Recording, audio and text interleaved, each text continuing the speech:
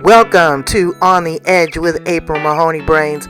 Here, this is the spot where the conversation is pointed, the guests are sharp, and the responses are never dull. Welcome home, Brains. There's only one requirement to hang out on the edge, is that you open your big brain and close your small mind. Did you bring your thinking caps? It's time to put them on, because the conversation starts now. So Dr. Patricia Suggs. Suggs, Suggs. I can't get that right. It's a different kind of name, yeah. It's good. I reminded my Uggs because comfort. It reminds me of comfort. Suggs. So it is so nice to have you here on the edge with me. I'm going through a rough patch right now. Mama is 91, and it's not for jokes. No. It's some serious business. And I asked her the other day, I said, so how is it 90? And she says, miserable. She said, the only thing I had to look forward to now is a bowl of orange sherbet. I love it. But again, I've had to have some complicated conversations. I've had to talk to people about, what to plan for palliative care. I've had to talk to people as to hospice care, cremation. And she said, I don't know why you having all these meetings talking about me. She said, you could be talking about yourself. She sounds great. I love it. But I know in my heart, I'm not going to cry no empty tears. Okay? No. Because I've been one hell of a daughter. My mother has lived with me and Magnificent for over 30 years. Over 30 wow. years. And it's been real cool. Everybody get along. Everybody got their own space. My daughter is here, but it comes a time when that bell is going to ring and we're going to have to clock out. Yeah, that's true. And so, again, you're never prepared for that. Mm-mm. You're never prepared for that. And I'm not going to pretend like I'm going to just probably crawl under a rock. But just like I told you, just like when a baby comes into the world, you don't know what to expect. Mm-mm. And when we transition to the next place, we're not going to know what to expect. So I am going to greet it with jubilation, because that's what my word tells me. I am going to find joy. I have no regrets. I've said what I've said. I did what I did. She said what she said. We've forgiven each other, and just live our life. So I'm trying to prepare myself for that. And that's what you did for a long time. You work with people, that help them work with seniors. Mm-hmm. So I want to hear all about your story, but please include that. Tell my Brains a little bit about you. Oh, Brains, I forgot to tell you. You back at home. You are at the place where the conversation is pointed, the guests are sharp, and the responses are never dull. Where's that? On the edge. Welcome. On the edge. I like it. Yeah, just to share too, my mother died a couple of years ago, and she was 95. Oh, wow. And it was, she was an amazing woman, right up until the end. And you're right. You don't really know when. You don't know when it's going to happen. They thought she was going to die a couple of times over the last 3 years of her life. And she bounced right back. She's really a strong constitution, that one had. But yeah, my story is, it's not a linear one. I've done a lot of different things. I went to seminary at Duke Divinity School. And then my husband's a minister too, that we met there. And then we took appointments. We were in the Methodist church. And so I served churches for a while, and he did too. And then I went back to school and got another master's and a PhD, and it was in gerontology. So I love working with older adults. And so I ended up going into, as part of my ministry, I became a faculty member in a medical school at Wake Forest University, and did a lot of workshops, working with health providers, teaching them how to work with older adults. That is different, and it's not something you just take for granted. You don't treat them like a child. They really have special needs that you need to be aware of. And that was fascinating. It was amazing. You got to be respectful of that. you know. Yeah, absolutely. And then My father is very independent. He lives alone in LA. My mother lives with me here in San Diego, and he's still spitting vinegar, you know. yeah, what they do. what he wants, right? Don't want me too much in his business. Mm-mm. Wants me just close enough, and when the time is right. But people don't understand when the time is right. Anything can happen at any given moment. Oh, yeah, that's true. You could slip Yeah. and fall and it not even be because of your age or anything. Oh, I'm yeah. trying to work with him to just be a little bit more open and allow me to, to interfere in his life a little bit more. And it's out of care. It's out of concern. Well, yeah, because you don't want him to fall, or you don't want him to have those accidents. And you're right, it's not necessarily because of aging either. No. There can be a lot of different reasons. And so young people slip and bust their noodle. Oh my gosh, yeah. Food Yeah. poisoning. It could be anything, but I just really want to. What do you think that is? Why do you think that older parents become so encaged in their way of thinking and they isolate their children? Is it that, are they afraid that their children are going to come in and take control? I don't understand. Where's that fear come from? Because I don't want to experience that as I get older. Yeah, I don't either. And I think part of it is the control factor, because they lose a lot of control as they get older. More people are helping them, especially as they get sick. Because my mom was independent right up till, golly, about 93. And then she just needed help with medicines. And then she got to where she couldn't walk and those kinds of issues. But they do become very fearful and can become very obstinate and very stubborn because they don't want to lose total control. Which I don't blame them. I don't want to lose control either. I don't want people telling me what I do, when I do it, and all of that. So, I think a lot of it, in fact, probably the biggest part is that just loss of not wanting to lose it. That's why a lot of them don't want to give up car keys, things like that. They don't want to give up car keys. They don't want to give up house keys. They don't want to give, banking information. They don't. But you know what? To me, and it hurts as the child because you feel that they don't trust you. Yeah. Yeah, but I don't think it's that. I really think some families don't trust each other. That's a whole other story. They should. That's a whole other issue. But for most, where you have a good relationship with your parents, it's just that they don't. It's not that they don't trust. It's that, my gosh, you mean I can't even handle that now? Right. And some even in nursing homes have made. There've been studies of residents and ask them questions. And one of the biggest thing is, shoot, I can't even control what I eat anymore, in some ways. So it becomes very hard, and they become, because my mother could get that. Oh, Betty, if she were, she could get very obstinate, very stubborn. I know. My mother's like, I'm not doing it. That's right. And what am I supposed to do? But accept the fact that she says, and who's the mother? That's right. That's mine too. Mine's put her finger in my nose, just took that finger and pointed it at me, and she said, "Now look, don't get into that." I mean, I was trying to tell her to do eye drops or something, and she goes, "Don't do that. It's none of your business. Right. You just leave my eyes alone." We've had that old adage, once an adult, twice a child. But again, there's got to be respect. There's got to be boundaries, and so I don't push too hard. My feelings have been hurt. I've had to cry and say, you don't trust me, that, I do everything for you, from wipe your tears to wipe your bottom. And, there's certain things that you don't trust me with. Why? But again, like you said, it's a sense of independence, and people want independence.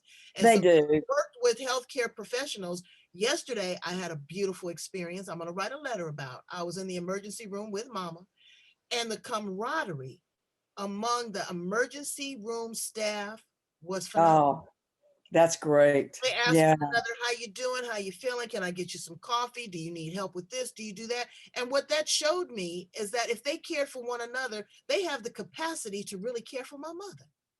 Absolutely. And she's going to come first. Yeah. She's going to come that's first. So wonderful. Yeah. It was wonderful. And so I had told him, I said, I'm going to write a glowing letter because I want, and do a podcast on it, because I want people to know that even with all of this anxiety from COVID, and all this big kerfuffle that's going on in the world, that there are still distant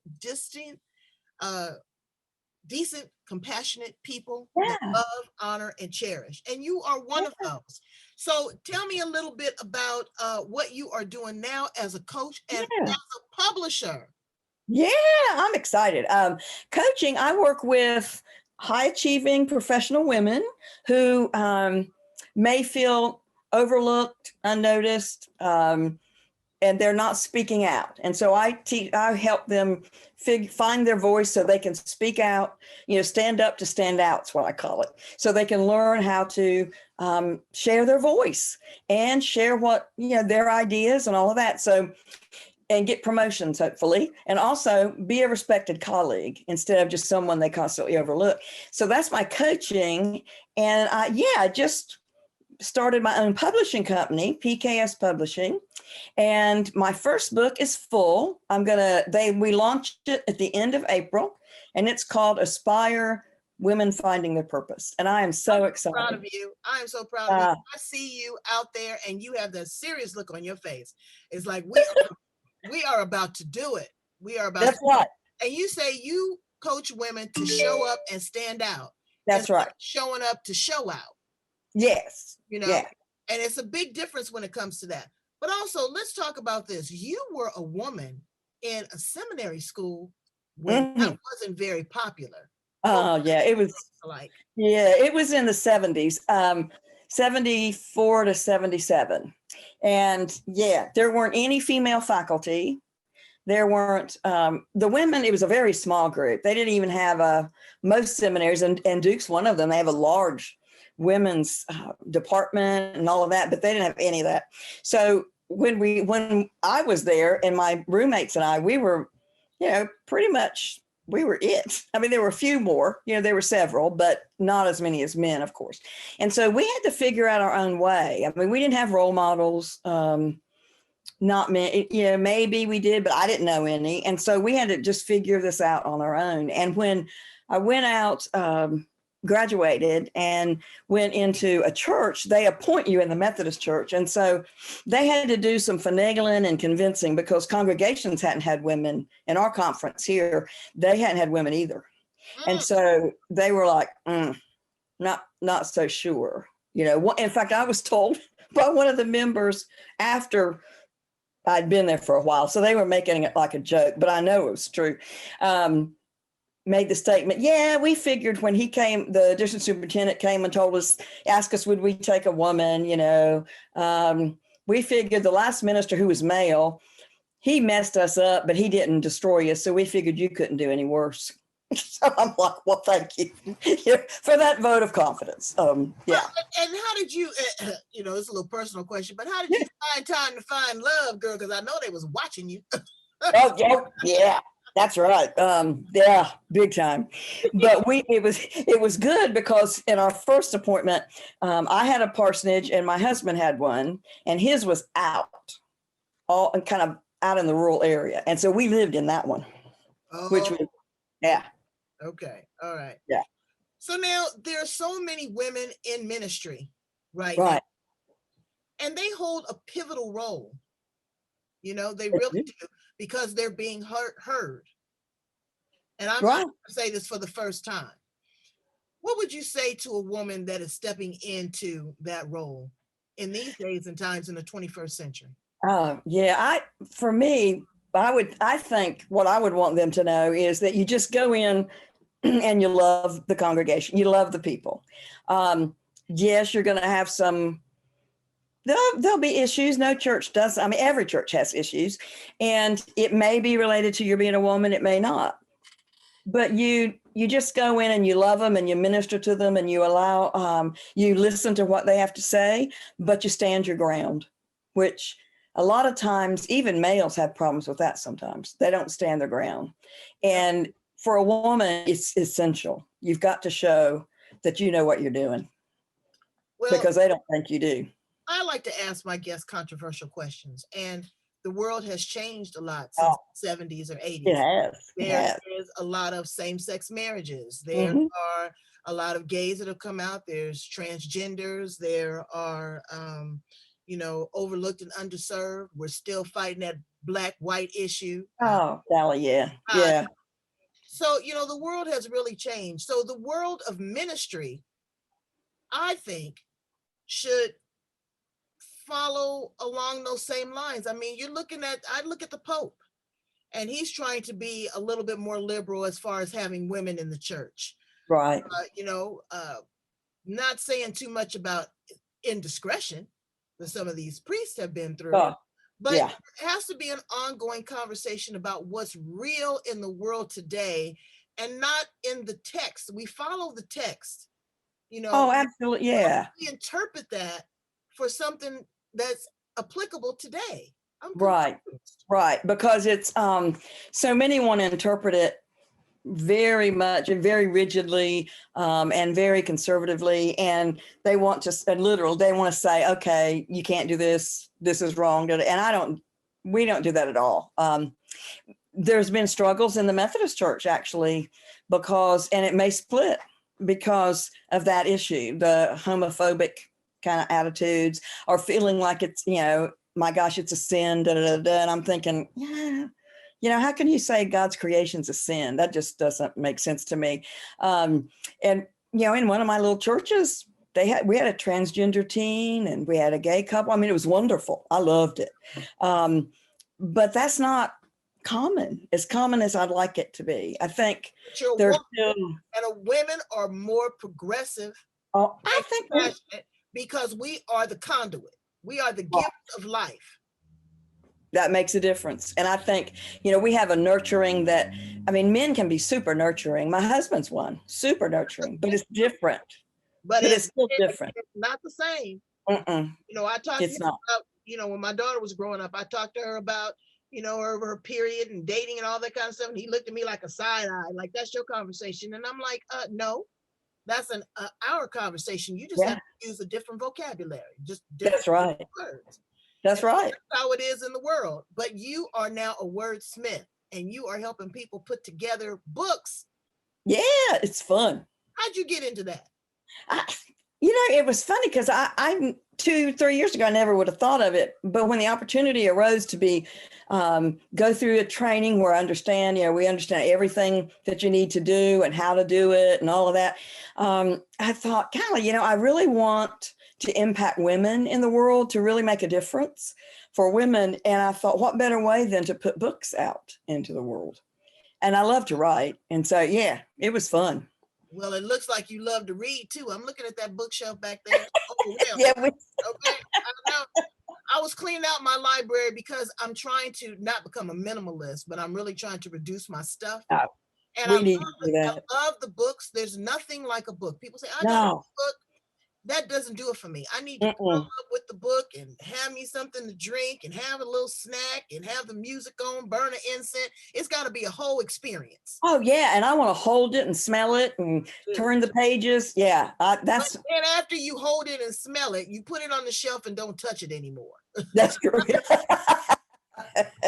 recycling books are very, very important. But when you work with these authors, and they contribute to your anthology, what is a little bit about, because I know that you're planting a seed, number one. You're not going to just pick anybody. They have to be vetted to be in this project. What are you looking for? We'll use this first because you're going to be ongoing, but what were you looking for in this first book? Women that were, following their purpose. They may not have, and I would tell them, you don't have to have found it. I just want your journey. And I wanted women who would be honest and authentic and tell their journey, tell the good stuff, the bad stuff, and everything in between, and just explain how they worked through all of that. So that the women out there, out in the world who read it, and we hope there'll be many, they can read it and go, oh, if she did it, maybe I can too. Because I think there's lots of women that are still hiding their talents and their gifts and not really coming out. And the second book I'm doing, I got to tell you the title. I love the title for this one. Invisible No More. From the darkness of discrimination to the light of success, women speak out. Now, you opening up Pandora's box, don't you? Yeah. Talking to a Black woman from South Central LA. You opening it up. Yeah. You might want to be in this book. Okay. You might want to write. You might. Yeah. Because it's not about who I was, but it's who I evolved. And a lot of Right. times when I talk to people, because I'm a storyteller as well, that's what podcasters do. I help you tell your story. Yeah. And when people do it, the first thing I hear women say is they come out with the victim. Oh, I was sexually abused, or I was divorced, or I was, beaten by my husband. That's not who you are. Okay. That's not who, Who not at you all. are right now is important. And that It is is. who you were, and that's made you the woman that you are today. So I'm really hoping that when women tell their story or when they introduce themselves, that don't come to me with that victim mode, because I'm not feeling sorry for you. No. And Go.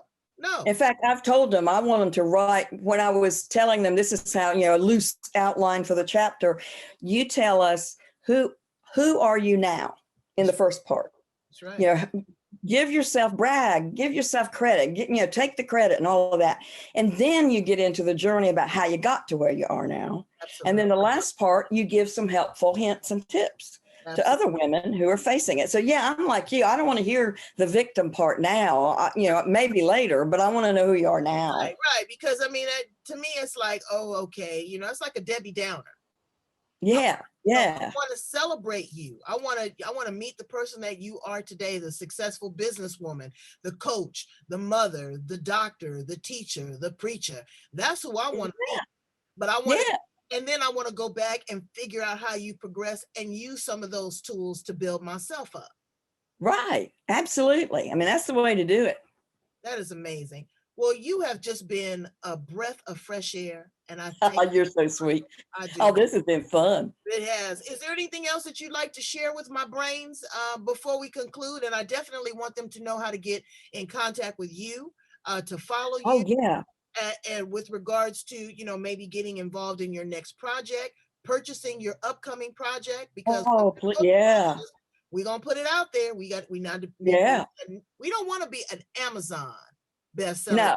We want to be a New York Times bestseller. Yeah, that's right. We want to be. And so it goes on, the Aspire goes to launch April 30th. And we are asking, and we'll be doing a lot on social media to get people to, on that day, that go and buy the Kindle version. It'll be like 99 cents. So, and just buy the Kindles. And then it comes out as a paperback shortly after. And we will market that too. And then the next book, I think you'd be good in this next book. I'm thinking about it. I'm writing my own a book. It's 365 days. And what I'm doing is I'm writing my teachable moments, because if you follow my show, you'll see I do teachable moments. But what I learn every single day. Yeah. Oh, I love that. All the time. I learn something new every day. Well, I'm writing it down. Yeah, I think it's great. And so I'm going to do that. And, I have another one, big $25 words, because people use these big $25 words, entrepreneur and coach and authentic and all that. But what does that really look like in the real world? Yeah. They just toss it out there, and that's not really what it is. So I'm coming up with some great stuff. So writing is in my future right now. Like I said, I'm just stepping back. I'm going to enjoy each moment with my mother. Yeah, dude. I'm going to work on those. Work on your dad and savor the moments with your mom. That's what I did. Anything she wanted, anything she asked for. Yep, that's what I told her. She said, "Come pick me up right now, and I would like some orange sherbet when I get there." And did you fluff my pillows? I said, "Yes, queen." Yes, queen. And so I appreciate all that, because it's going to be reciprocal. I know that I'm going to have a good relationship with my daughter. Yeah, and she will be there for me, because that generational trauma is a cold piece. Oh, it is. It is. It really is. So it's great. Now we just one child, a boy. And so his wife said, well, who'll be taking care of you. It'll probably be me. And I said, that's fine. She's great. But he's so compassionate. But men just don't think like women do. No, they don't. Well, and I can say yes and I can say no, because my husband is a wonderful, I think she likes him maybe a little bit more than me. Because he's the the one that goes and gets the ice cream, you know. Oh, well, hey, yeah, And the good stuff. it's a lot of love there, and you can tell a lot about a man's character by the way he treats his mother. Absolutely, and my husband's a great nurturer. I mean, he's You know, yeah, or it his really means a lot. you know, because them in-laws, you know. Oh yeah, my husband was chaplain at the same continuum of care retirement facility that my mother was in, and his mother. Oh, both of them were there. Yeah. wow. And my mom loved him to death. Yeah. My mother loves him to death too. He's sadder about her not feeling well than me. You know, well, and I shouldn't say that, but it's just he lost his mom at a young age. Yeah, and so he was just 25, and again, my mother's lived with us 30 years, so he's been with my mother longer than he was with his own mother. Well, that's right. Yeah. So she's more like his mother. Yeah. She is, and so it's just a wonderful, wonderful mix, and I'm hoping that everyone that's under the sound of our voice finds some compassion. Find some compassion for yourself first. Oh, absolutely. Love yourself. Yeah. And understand that there is a greater good. There is a God of unconditional love, whoever you want to call it, under whatever doctrine. I don't have a problem with it, but you better. Yeah. Oh, yeah. There is one. I believe that. You can call it whatever you want. It's I know you ain't got to tell me. I'm a witness. I got a direct line. Okay, line ain't never busy. Never busy. It's a beautiful thing. It's a beautiful thing, and I'm so glad that there are women like you that are, you know, taking the gauntlet and running with it, and I appreciate afraid to, you know, be a shining light for other women in their darkness. So thank you so much. Thank you. And you want my email address? I can give you my email. It's we're gonna do the email, and also at the end of the interview, I always put in contact with you. So go and give them the email. Okay, it's PK Suggs, SUGGS @gmail.com. Okay, you got that? Suggs rhymes with us. You did it. I do, and thank you so much for being here on the air. Oh, I've had fun. This has been great. It's been great. Brains, go back and listen to other edgy conversations, because baby, I got them for you. Okay, I'm telling you, I am on fire right now. I have done maybe almost 100 interviews already, and we are, yes, ma'am. I got 37 lined up. Okay, from all over the world. And we talking to men, we talking to women, we got some young entrepreneurs, we've got the overlooked and underserved, and we got the rich and the wealthy. So whatever you need, we got it right here. You got it. I'm glad I got a hold of you. Talk to you. Me too. Me too. You take care. All right, baby.